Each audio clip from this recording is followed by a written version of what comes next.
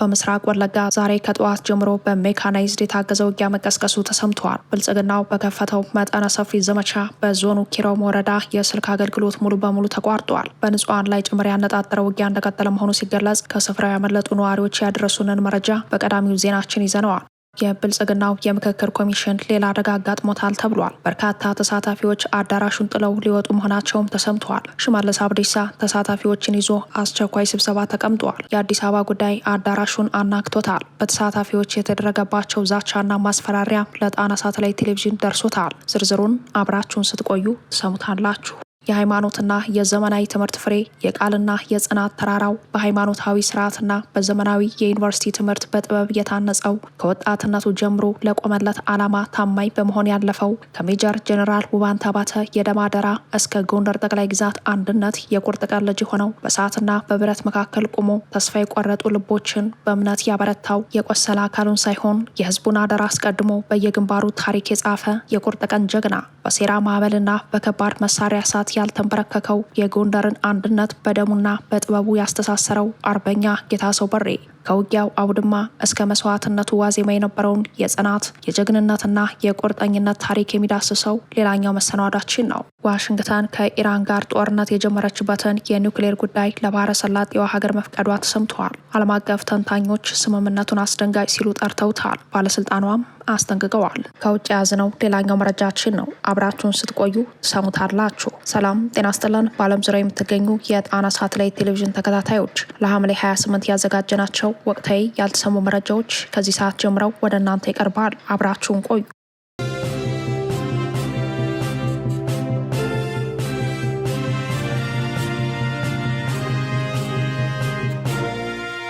በምስራቅ ወለጋ አዲስ ውጊያ መቀስቀሱ ተሰማ። ከሰሞኑ ተከታታይ ውጊያ ሲደረግበት በነበረው በምስራቅ ወለጋ ዞን ዛሬ ከጠዋት ጀምሮ በከባድ መሳሪያ የታገዘ ውጊያ መቀስቀሱን የጣና ሳተላይት ቴሌቪዥን ምንጮች ገለጹ። በዞኑ ኪረም ወረዳ ተቀስቅሷል በተባለው ከባድ ውጊያ የስልክ ኔትወርክና የኢንተርኔት አገልግሎት መቋረጡም ተሰምተዋል። እንደ ምንጮቻችን ገለጻ ውጊያው የተቀሰቀሰው ዛሬ ከጠዋቱ 11 ሰዓት ጀምሮ ሲሆን በምስራቅ ወለጋ ዞን ኪረም ወረዳ ተሰማርቶ የነበረው የብልጽግናው ሰራዊትና የኦሮሚያ ክልል ልዩ ኃይል በጋራ በመቀናጀት በአካባቢው ራሳቸውን ለመከላከል ታጥቀው በሚንቀሳቀሱ የፋኖ ኃይሎችና በአማራ ተወላጆች የመኖሪያ መንደሮች ላይ ያነጣጠረ ጥቃት መክፈታቸውን ተከትሎ ነው። የዜና እስከተጠናቀረበት እኩለ ቀን ድረስ በመድፍና በሌሎች የሜካናይዝድ መሳሪያዎች የታገዘ ውጊያ እየተደረገ መሆኑን የገለጹት ምንጮቻችን በኪረም ወረዳ የስልክ አገልግሎት ሙሉ በሙሉ መቋረጡን አስታውቀዋል። የኦሮሚያ ልዩ ኃይልና የብልጽግናው ሰራዊት በአካባቢው የተቀናጀ ዘመቻ መክፈታቸውን ተከትሎ ወረዳውን ለቀው መውጣታቸውን ያስታወቁ አንድ የዓይን እማኝ ለጣቢያችን የዝግጅት ክፍል እንደገለጹት የብልጽግናው ሰራዊት ከእሁድ ጀምረው በአደባባይ በአካባቢው ስብሰባ እያደረጉ ነበር። በተለይም የአማራ ተወላጆችን ሰብስበው የታጠቁ የፋኖ ኃይሎችን ካላመጣችሁ በእናንተ ላይ እርምጃ እንወስዳለን ማለታቸውን ጠቅሰዋል። ይሁን እንጂ ከአርሶ አደሮች የተሰጣቸው ምላሽ እኛ ንጹሐን ሰርቶ አዳሪ ነን፣ ታጣቂዎች ከእኛ ጋር ግንኙነት የላቸውም የሚል ነበር ብለዋል። ከስብሰባው በኋላ ሁለት የሀገር ሽማግሌዎች ታፍነው ወደ ወታደራዊ ካምፕ መወሰዳቸውን የገለጹት የዓይን እማኞች ዛሬ በጠዋት 11 ሰዓት ጀምሮ ደግሞ በከባድ መሳሪያ የተደገፈ መጠነ ሰፊ ዘመቻና ውጊያ በአካባቢው እየተካሄደ እንደሚገኝ ተናግረዋል። የመረጃ ምንጮች እንደገለጹት ውጊያው የተቀሰቀሰው በአካባቢው ስምሪት ወስዶ የነበረው የብልጽግናው ሰራዊት አካባቢውን ለቆ እንዲወጣ ትዕዛዝ መቀበሉን ተከትሎ ከመውጣቱ በፊት ለኦነግ ሸኔ፣ ገዳ ኮማንዶና ባሮ ቱምሳ ክፍለ ጦር ለሚባሉ ታጣቂ ኃይሎች አካባቢውን አጽድቶ እንዲወጣ በተሰጠ ትዕዛዝ መሰረት ነው ተብሏል። እንደ ምንጮቻችን ገለጻ በኪረም ወረዳ ውጊያው ከተቀሰቀሰ በኋላ በወረዳውና በዙሪያው ባሉ አካባቢዎች የስልክና የኔትወርክ አገልግሎት ሙሉ በሙሉ በመቋረጡ ከረፋዱ ጀምሮ የተፈጠሩ ሁኔታዎችን ለማወቅ አልቻልንም ብለዋል።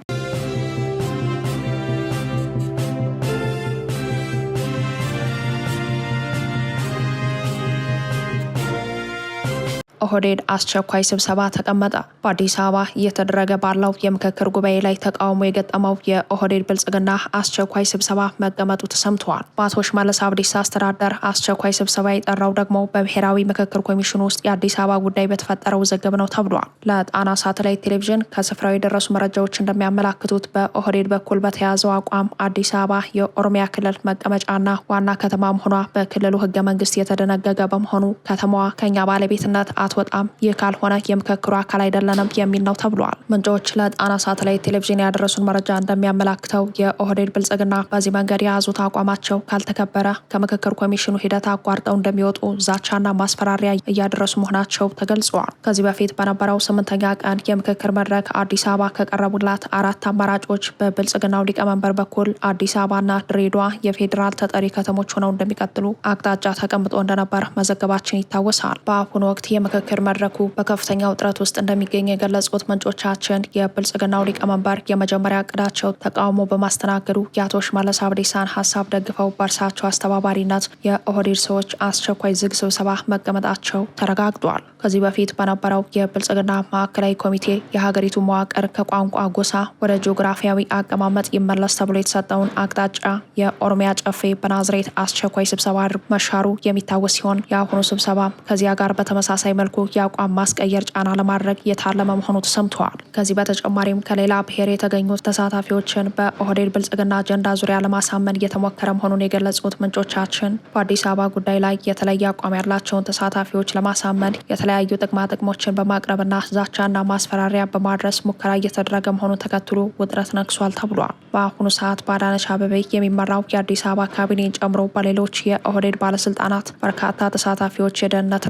ያለመኖር ስጋት ችግር እንደሚገጥማቸው በማስጠንቀቅ ላይ ናቸው ተብሏል። ይህን ተከትሎ በብልጽግናዊ ሁንታ የተቋቋመው የብሔራዊ ምክክር ኮሚሽን የቡድን ዲሲፕሊን አጉድለዋል ባላቸው የኦህዴድ ተወካዮች ላይ እርምጃ ወስዳለሁ ሲል መግለጫ ወጥቷል። ይሁን እንጂ ኮሚሽኑ ይህንን እርምጃ የመውሰድ አቅሙም ሆነ ፍላጎቱ እንደሌለው ተገልጿል።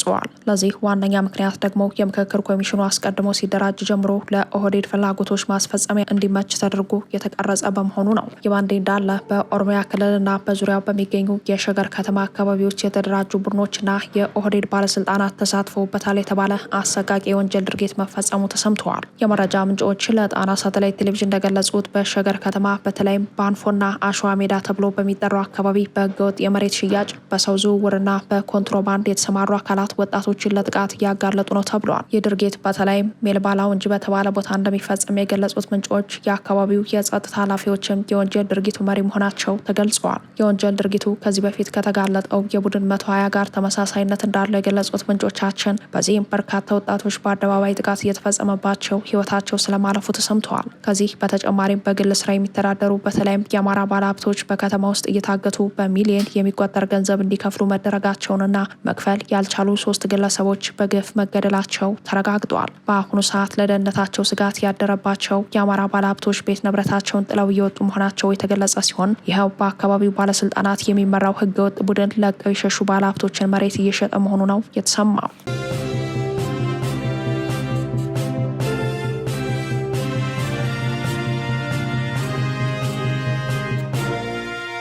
ከብዕር እስከ ብረት አርበኛ ጌታሰው በሬ ተወልዶ ያደገው በመናገሻዋ ጎንደር ከተማ ውስጥ ነው። እድሜው ለትምህርት ሲደርስ እንደ ማንኛውም ታዳጊ የመጀመሪያ ደረጃ ትምህርቱን ሀብሎ ጀመረ።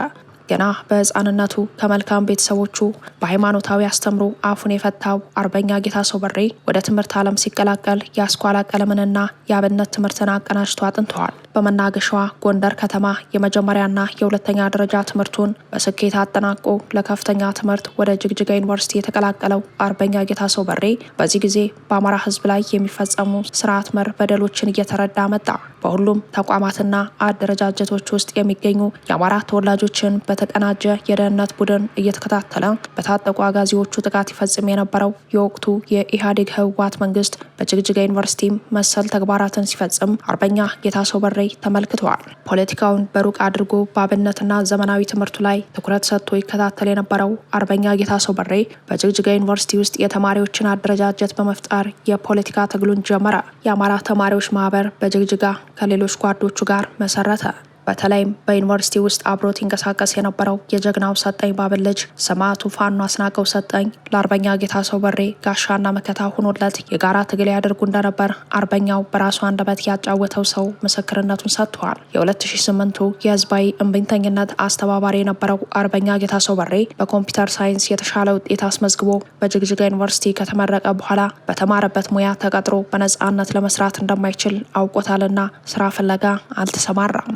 አርበኛ ጌታሰው በሬ ከጅግጅጋ ከተመለሰ በኋላ በጎንደር ከተማ ላይ የመጀመሪያው የፋኖ አደረጃጀት እንዲመሰረት ከሌሎች ወንድሞቹ ጋር እንቅስቃሴ ጀመረ። ከትግል አጋሮቹ ሰለሞን አጣናው፣ ናሁሰናይ አንዳርጌ፣ ውባንተ አባተና ሌሎች ጓዶቹ ጋር የፋኖን አደረጃጀት ማዋቀር ጀመሩ። በወቅቱ በመራራው የአማራ ህዝብ ትግል ከ4 ኪሎ ተባሮ መቀሌ የከተመው ህወሓት በጎንደር ሌላ የእርስ በርስ ግጭት ለመቀስቀስ እየሰራ ነበር። በተለይም ዋና ማዘዣውን መቀሌ በማድረግ ከህወሓት ልዩ ተልዕኮ እየተቀበለ በጎንደር አማራ ህዝብ ላይ ጥቃት ሲከፍት የነበረው የቅማንት ኮሚቴ ጋር ባደረገው ተጋድሎ ከቅማንትና አማራ ህዝብ ጋር በመሆን ተልዕኮ ተሸክሞ የህዝብን ሰላም ሲነሳ የነበረውን ታጣቂ ኃይል በማጽዳት የማህበረሰቡን ሰላም ወደ ነበረበት የመለሰና ያስጠበቀ አርበኛ ጌታሰው በሬ ነበር። በሰላማዊ ትግል የአማራ ተወላጆች አተማ መስራች፣ በማህበራዊ ግንኙነትና በበጎ አድራጎት በኩል የጎንደር ልደታ መረዳጃ ማህበር መስራች፣ የ2008 ዓ.ም ሐምሌ 5 ተጋድሎ የወጣቶች መሪና የህዝባዊ እምቢተኝነቱ አመራር የነበረው አርበኛ ጌታሰው በሬ በ2011 ከሌሎች ጓዶቹ ጋር በአዲስ ያዘመኑትን የፋኖ አደረጃጀት በበላይነት ይመራ ነበር። በሜጀር ጀነራል ውባንተ አባተ ይመራ የነበረው የፊት አውራሪ ገብርዬ ሻለቃ የአርበኛ ጌታሰው በሬ የእጅ ስራ ነበር። የጎንደር ብርጌድ ስትመሰረት ከአርበኛ ሰለሞን አጣናው ጋር የመጀመሪያው መስራችና አመራር ነበር። በሻለቃ ደረጃ በናሁሰናይ አንዳርጌ የተመሰረተችው የጎንደር አጼ ፋሲል ሻለቃ ውስጥ አርበኛ ጌታሰው በሬ መስራችም አመራርም ነበር። በኋላም የጎንደር ፋኖ አዘዞ ላይ በአገዛዙ መከላከያ በታፈነበትና በተከበበ ወቅት ከፍተኛ ተጋድሎ የፈጸመና ወጣቶችን አስተባብሮ የመራ ደፋር ልበ ሙሉ ጀግና እንደነበር የትግል ጓዶቹ መስክረውለታል። ህወሓት ጥቅምት 24 2013 በሰሜን እዝ ላይ ጥቃት ከፍቶ ጥቅምት 30 ከ2000 በላይ የአማራ ወጣቶችን ማይካድራ ላይ በግፍ ሲገድል አርበኛ ጌታሰው በሬ ከፊት ሆኖ ጦሩን እየመራ ውጊያውን ተቀላቀለ። ከመጀመሪያዎቹ የፋኖ አባላትና አመራሮች ጋር በጠለምት ግንባር በቡያ፣ በማይላብ፣ በፍየል ውሃ፣ አራማ ደጋ፣ በአዲርቃይ፣ በበር ማርያም፣ በዛሬማ፣ በጎባ ምሽጎች ተጋድሎ የፈጸመና ታሪክ የሰራ ስለመሆኑ የትግል ጓዶቹ ምስክርነታቸውን ሰጥተዋል። በኋላም የህወሓት ታጣቂ ኃይል በጠረይና በቡዛ አድርጎ በጭና ተክለ ሃይማኖት ጭፍጨፋ ሲፈጽም ጌታሰው በሬ ፊት ለፊት ተሰልፎ ተዋግቶ የመከተ አርበኛ ነበር። በወቅቱ በታወጀው ማርከታጠቅ አዋጅ በዚህ በጭና ግንባር ገብቶ እጅ በእጅ ተናንቆ ብሬን ተኳሹን ገሎ ብሬንና ክላሽ የማረከ በአዋጁ መሰረት የምርኮ መሳሪያውን በጀግንነት በስሙ ያስመዘገበ አርበኛም ነበር። በኋላም በዚህ ግንባር የገባው የህወሓት ኃይል ወደ ኋላ ፈግፍጎ በወሎ ግንባር የተቀናጀ ማጥቃት ሲፈጽም አርበኛ ጌታሰው በሬ በጋይንት ንፋስ መውጫ ደብረ ታቦር ሲቃረብ ከሜጀር ጀነራል ውባንተ አባተ፣ ከተሾመ አበባው፣ ከሰለሞን አጣናው፣ ከናሁሰናይ አንዳርጌና ከሌሎች ፋኖች ጋር በመሆን በጨጮሆ ግንባር ከፍተኛ ተጋድሎ የፈጸመ የጋሸናን ምሽግ የሰበረ የቁርጥ ቀን ታጋይ ነበር። አርበኛ ጌታሰው በሬ ቤተሰቦቹ በስራ የሚታወቁ እርሱም ጠንካራ ሰራተኛና ታማኝ ሰው አክባሪ የተባለለት ነው። ህይወቱን ለሰጠለት ፋኖነት፣ ተዋጊነት፣ አዋጊነት በተጨማሪ በፋይናንስ በኩል የፋኖ የጀርባ አጥንት እንደሆነ ሁሉም የትግል ጓዶቹ ምስክርነታቸውን ይሰጣሉ። በ2015 የተጀመረውን የህልውና ትግል ተከትሎ በጎንደር ዩኒቨርሲቲ ከአርበኛ ሰለሞን አጣናው፣ ከአርበኛ ሀብቴ ወልዴ፣ ከሜጀር ጀነራል ውባንተ አባተ፣ ከሻለቃ ናሁሰናይ አንዳርጌ፣ ከሻለቃ ኪሩቤል ክንዱ እንዲሁም ከሌሎች ጓዶቹ ጋር በመሆን አርበኛ የሸሽንበት ሰዋ ጊዜ ተዋጋ። ደብረ ታቦር ላይ ጦርነቱ በተለኮሰ ወቅት ፈጥኖ የደረሰና ከፍተኛ ተጋድሎ የፈጸመ አርበኛ ነበር። በጎንደር ከተማ ለተከታታይ 7 ቀን በተደረገ ውጊያ አርበኛ ጌታሰው ፊት አውራሪ ሆኖ ተዋግቷል፣ አዋግቷል። የጎንደር ከተማ ውጊያ ተጠናቆ ሁሉም ወደ ጫካ ሲገባ አርበኛ ጌታሰው በሬ ከሜጀር ጀነራል ውባንተ አባተ ጋር በመሆን ወደ ደቡባዊ ጎንደር ቀጠና አመራ።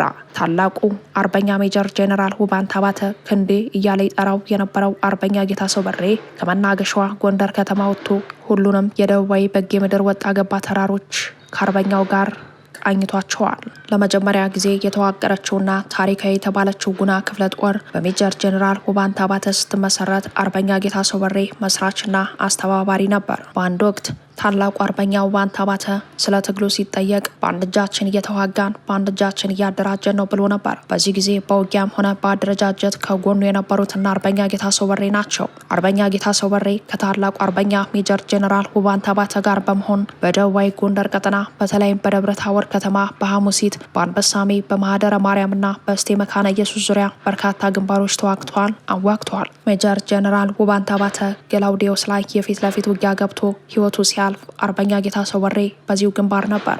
በታላቁ አርበኛ ሞት ድንጋጤ ውስጥ የገባው ሰራዊት እርሱ ሞቶ ከማን ጋር ልንታገል ነው ያሉ ተስፋ ቢስ ወጣቶች በአርበኛ ጌታሰው በሬ ቆራጥ አመራር ሰጭነት በአንድ ቤት ተሰበሰቡ። በሀዘንና ጭንቀት ውስጥ ሆኖ ክፍለ ጦር መሰረተ። ስያሜውንም ሜጀር ጀነራል ውባንተ ባተ ተወርዋሪ ክፍለ ጦር አለው። አርበኛ ተመስገን ውባንተን በምክትልነት አስቀምጦ የክፍለ ጦሩ ዋና አዛዥ የነበረው አርበኛ ጌታሰው በሬ በአመራር ጥበቡ ተወዳጅ ነበርና የሰው ኃይሉን በእጅጉ እያጠናከረው መጣ። ባልተጋነነ የሰው ኃይል ተመስርቶ የነበረው የሜጀር ጀነራል ውባንተ ባተ ተወርዋሪ ክፍለ ጦር በርካታ ብርጌዶችን አፈራ። በመሃል በተፈጠረ የፖለቲካ ልዩነት አደረጃጀቱ ፈተና ገጠመው። እዚህም እዚያም ወከባዎች በዙ። አርበኛ ጌታሰው በሬ በእጅጉ ተፈተነ። አለመግባባቶች ሁሉ የንግግራችን ውጤቶች ናቸው በማለት የሚታወቀው አርበኛ ጌታሰው በሬ ልዩነቶቹን በመነጋገር ፈቶ ከሜጀር ጀነራል ውባንተ ባተ የተቀበለውን የትግል አደራ አስቀጠለ።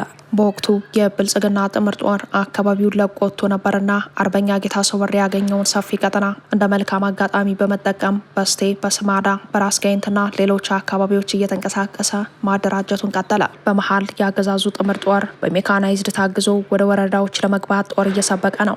ከዞኑ ዋና መቀመጫ ደብረ ታቦር ከተማ የተነሳ በርካታ ቁጥር ያለው ሰራዊት የፋኖ ግዛቶችን ለመያዝ እንቅስቃሴ ጀምረዋል። ይህኔ አርበኛ ጌታሰውና ጓዶቹ በርካታ ግንባሮችን ፈጥረው ተዋግተዋል። ጥቅምት 27 2017 ከደብረ ታቦርና ከነፋስ መውጫ የተነሳ ሜካናይዝድ ጦር ወደ ስማዳ ወረዳ ለመግባት እንቅስቃሴ ጀመረ። በዚህ ጊዜ አርበኛ ጌታሰው በሬ ሰራዊቱን እየመራ ከስማዳ መገንጠያ እስከ ወለላ ባህር ስምሪት ሰጠ። ከጉና ሚካኤል፣ ገደባ መርቆሬዎስ፣ በጉዛ መድኃኔዓለም እንዲሁም ሸታን አቦን ያካለለ ሰፊ ግንባር ተፈጠረ። በእነዚህ ግንባሮች በጠዋት የጀመረው ውጊያ እስከ እኩለ ቀን እንደዘለቀ ነው። አርበኛ ጌታሰው በሬ ተሰልፎበት የነበረው የጉዛ መድኃኔዓለሙ ግንባር እንደከበደው በመገናኛ ሬዲዮ ሲነጋገር የተደመጠው የጠላት ኃይል አርበኛ ጌታሰው በሬ ምሽግ የያዘበት ስፍራ ላይ 5 የሞርተር ቅንቡላዎች በተከታታይ አስወነጨፈ። በዚህ ጊዜ ሁለት አስደንጋጭ ነገር ተከሰተ። በአንድ በኩል አርበኛ ጌታሰው በሬ በተተኮሰበት የሞርተር ቅንቡላ መጠነኛ ጉዳት አጋጥሞታል። በሌላ በኩል የሐምሌ 5ቱ አንበሳ የጎንደሩ ስመጥር ጀግና የሰጠኝ ባብል ልጅ አስናቀው ሰጠኝ ከጠላት በተተኮሰ ጥይት ህይወቱ አልፏል። ይህ ሁሉ የሆነ የግዳጅ ቀጠናውን ያለቀቀው የአርበኛ ጌታሰው በሬ ጦር እስከ ምሽት የተደረገውን ጦርነት በድል አጠናቆ ቦታውን ያዘ። አርበኛ ጌታሰው በሬ ከዩኒቨርሲቲ ጀምሮ ቀኝ እጁ የነበረውን አስናቀው ሰጠኝን ተነጠቀ። እርሱም ቆሰለ። ጠላትም በከባድ መሳሪያ ታግዞ ወደ ወረዳው ገባ። በዚህ ጊዜ የቦታ ለውጥ ያደረገው አርበኛ ጌታሰው በሬ ከነበረበት ስፍራ ተነስቶ ራስ ጋይንት ዛጎሽ ገባ። በዚያው ለብዙ ወራት አደራጀ፣ ሰራዊትም አሰለጠነ። የጎንደር የፋኖ አንድነት ችግር በገጠመው ጊዜ ሽማግሌ የሆነ አያሌ አለመግባባቶችን ሲፈታ የነበረው አርበኛ ጌታሰው በሬ ከራስ ጋይንት ተነስቶ ወደ ማዕከላዊ ጎንደር አቀና። ከጎንደር አጅሬ፣ ከጎንደር በለሳ፣ ከጎንደር ሊቦ ከምከም እየዞረ ከጓደኞቹ ጋር ችግሮችን ሲፈታ ቆይተዋል። ከሌሎች ጓዶቹ ጋር ለወራት ተንከራቶ ያስተካከለው የጎንደር አንድነት አንድ ቤት ሰራ። ሁለቱ እዞች አንድ በሆኑ ማግስት ተዟዙሮ ማሰልጠንንና ማደራጀትን ያውቅበታልና የእዙ ስልጠና መምሪያ ኃላፊነት ተሰጠው። የትናንቱ የፋኖ መስራች የኋላው ከክፍለ ጦር እስከ ጎንደር ጠቅላይ ግዛት እዝ ከፍተኛ አመራሩ የአሁኑ የአማራ ፋኖ ብሔራዊ ንቅናቄ ጎንደር ጠቅላይ ግዛት በላይ ዘለቀ እዝ ወታደራዊ ስልጠና መምሪያ ኃላፊ አርበኛ ጌታሰው በሬ እዙ በቅርቡ መዋሃዱን ተከትሎ እጅጉን የተቆጡ የቅርብም የሩቅ ጠላቶች አንድነቱን ያመጡ ታጋዮች መወገድ አለባቸው ብለው የሴራና የክፋት እቅዳቸውን ወጥነው መነሳታቸውን ተከትሎ ከዚህም ከዚያም ባለቤታቸው የማይታወቅ መግለጫዎች ይወጡ ጀመር። ሃይማኖታዊና ዘመናዊ ትምህርት አዋህደው ያስተማሩት ወላጅ አባቱ ሚያዝያ 28 ቀን 2018 ያረፉበት አርበኛ ጌታሰው በሬ የአባቱን ሞት አስመልክቶ ባስተላለፈው መልእክት አባቴ በህይወት ያሰረጽከው ተስፋና ኃይል እስከ መጨረሻዬ ይመራኛል። እንደምታስተምረኝ እንደሆን የምትፈልገውን ያን ጥሩ ሰው ለመሆን እጥራለሁ። በአካል ብትርቅም መንፈስህ አይለየኝም። በልቤ ለዘላለም ትኖራለህ። በእንባዬ ውስጥ ፍቅርን እሸከማለሁ። እስከምንገናኝ ድረስ ሰላምተኛ አባቴ እወድሃለሁ፣ ሁልጊዜም እናፍቅሃለሁ ሲል ገልጾ ነበር።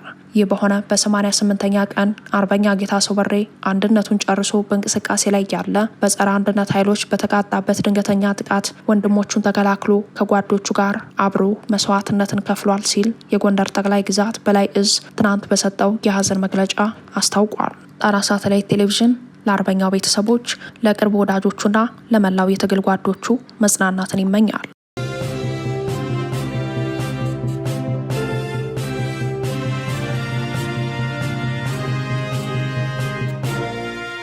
ዋሽንግተን ኢራንን ለመበቀል ወስደዋለች በተባለ እርምጃ ከሳውዲ አረቢያ ጋር ዩራኒየም እንድታበለጽግ የሚፈቅድ ስምምነት መፈራረሟን አስታወቀች። የአሜሪካ ኢነርጂ መስሪያ ቤት በሰጠው መግለጫ ስምምነቱ ሰላማዊ የኒውክሌር የትብብር ስምምነት ተብሎ የተገለጸ ሲሆን የአሜሪካ አምራች ኩባንያዎች በሳውዲ የኢነርጂ ፕሮግራም ሁነኛ ተጠቃሚ እንዲሆኑ ያለመ ነው ብለዋል። ዋሽንግተን የስምምነቱን ዝርዝር ነጥቦች ይፋ ባታደርግም ለባህረ ሰላጤዋ ሀገር የተሰጣት ፍቃድ አሜሪካ የዓለም ስጋት ነው በማለት ከኢራን ጋር ጦርነት የጀመረችበትን ኒውክሌር ቦምብ ለመስራት ያስችላታል ተብሏል። ዓለም አቀፍ ተንታኞች በበኩላቸው ባልተረጋጋ ቀጠና የኒውክሌር መስፋፋት አደጋ ሊያስከትል ይችላል በማለት እያስጠነቀቁ ናቸው። የኒውክሌር ጉዳይ አሜሪካና እስራኤል በኢራን ላይ ለከፈቱ ጥቃት ዋነኛ ማዕከል ሆኖ መቆየቱ የሚታወስ ሲሆን ሁለቱ ሀገራት በኢራን ላይ ጥቃት እንዲከፍቱ ካደረጓቸው ምክንያቶች አንዱ ኢራን የኒውክሌር መሳሪያ ማበልጸጓን እንድታቆም ለማድረግ እንደሆነ በተደጋጋሚ ገልጸዋል። ይሁን እንጂ ቴሄራን በበኩሏ የኒውክሌር መሳሪያ ማበልጸግ እቅድ እንደሌላት ገልጻ ነበር። የአሜሪካ የኢነርጂ መስሪያ ቤት ባወጣው መግለጫ ዋሽንግተን 50 ከሚጠጉ ሀገራት ጋር የኒውክሌር ትብብር መፍጠሯን አስታውቋል። ይሁን እንጂ አሜሪካ የኒውክሌር ነዳጅ ለማምረትና የኒውክሌር ጦር መሳሪያ ለመስራት ወሳኝ ግብዓት የሆነውን ዩራኒየም እንዲያበለጽጉ የተፈቀደላቸው ህንድና ጃፓን ብቻ ነበሩ። ሌሎች ሀገራት የኒውክሌር ነዳጅ የሚያስገቡት ከውጭ የነበረ ቢሆንም ኃይል ለማመንጨት የሚጠቀመውንና አገልግሎት ላይ የዋለን የኒውክሌር ነዳጅ እንደገና እንዳያብላሉ በአሜሪካ አማካኝነት ታግደው ቆይተዋል። ይህንን እንዳያደርጉት ከታገዱ በርካታ ሀገራት መካከል ደግሞ የሳውዲ አረቢያ ጎረቤት የሆነችውና የብልጽግናው ሊቀመንበር የጦር አጋር የሆነችው የተባበሩት አረብ ኤሚሬትስ ትገኝበታለች። አንድ መቀመጫውን በአሜሪካ ያደረገ ዲፌንስ ፕራዮሪቲስ የተባለ የጥናትና ምርምር ተቋም የመካከለኛው ምስራቅ ዳይሬክተር የሆኑት ሮዝመሪ ኬላኒክ የአሜሪካ ለሳውዲ አረቢያ ኒውክሌር እንድታበለጽግ መፍቀድ በጣም አስደንጋጭ ነው ብለውታል። አሜሪካ ከዚህ ቀደም እንዲህ አድርጋ አታውቅም፣ ሌላ ሀገር በራሳቸው ምድር እንዲያበለጸጉ ረድታም አታውቅም ያሉት ዳይሬክተሯ የዚህ ምክንያቱም ሀገራት የየራሳቸውን የኒውክሌር ነዳጅ ማምረት ከቻሉ ለኒውክሌር መሳሪያ ግንባታ ትልቅ አደጋ ስለሚሆን ነው ሲሉ ገልጸዋል።